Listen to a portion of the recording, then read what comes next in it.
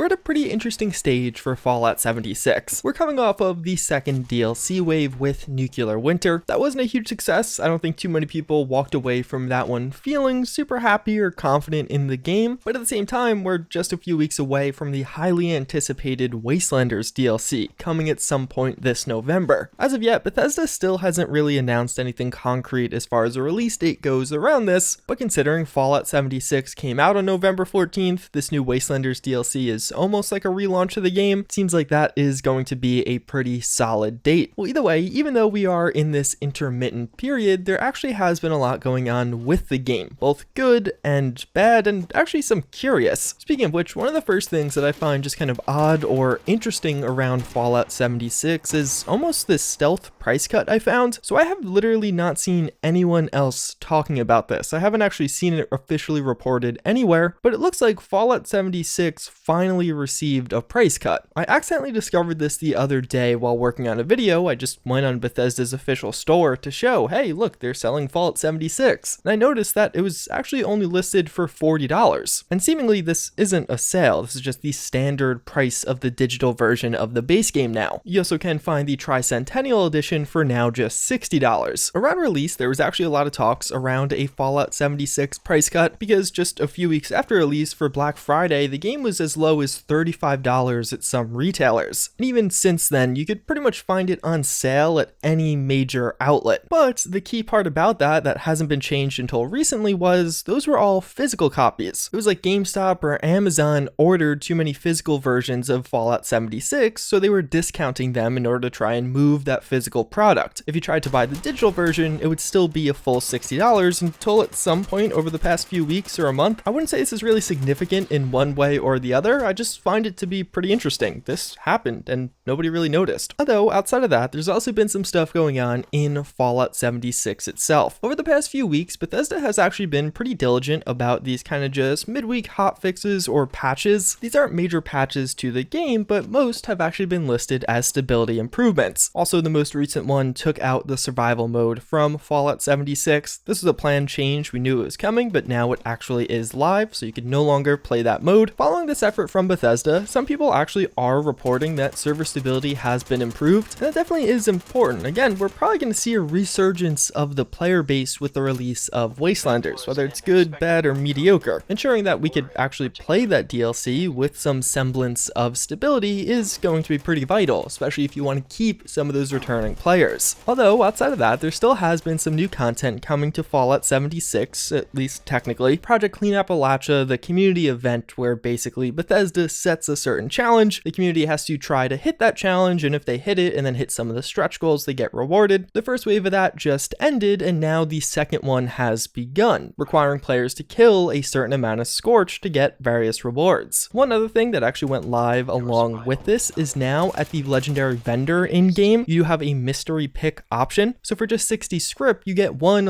random 3-star legendary item. It might be a weapon, it might be an armor piece. So it's a cheaper way to potentially get a very good item, except it's not actually random. As it seems like, as this has gone live, Bethesda did a bit of an oopsie. There seems to be a bug currently where if you get a legendary melee weapon from this choice, the second legendary effect will always be limb damage, and the third legendary effect will always be agility or weightlessness. So you get one random effect and then two pretty much guaranteed effects, which aren't super desirable. Ironically enough, this actually happened already. You guys might remember a couple of weeks ago, there was an issue in game where if you got a melee weapon from a legendary, it would always have the limb damage effect. As I was filming this video, Bethesda actually responded to this by just taking down the mystery pick altogether. They said they're going to sort out the issue and it should return at some point in the future, although they don't actually give a concrete date. So now if you go to the legendary vendor, you will actually just get a flat discount, 25% off everything. This was actually planned. It was supposed to be coming next week, but I guess they kind of pushed that one up, or maybe we'll get two separate sales. There's definitely a lot of jokes or things that can be said around this about testing things before they go live, but I think you all kind of know what I would say anyway. Although outside of that, just speaking more broadly about the future of this game, Bethesda has shared details about future plans and future updates. One of which is actually that they want to do more community events similar to Project Clean Appalachia that's going on right now. They kind of confirmed confirmed that this will be something they do more of in the future and actually started a feedback thread to hear from people. In the past, they did this with public events for Fallout 76, and a lot of that feedback got implemented into the game, although it did take like 4 months. But they also do mention that patch 14 is going to be the next big update for this game, and it's coming later in October. They even describe how this patch will include the new mischief-filled seasonal event. We've discussed this on the channel in the past. It's actually been data mined. It'll basically be a Halloween-themed event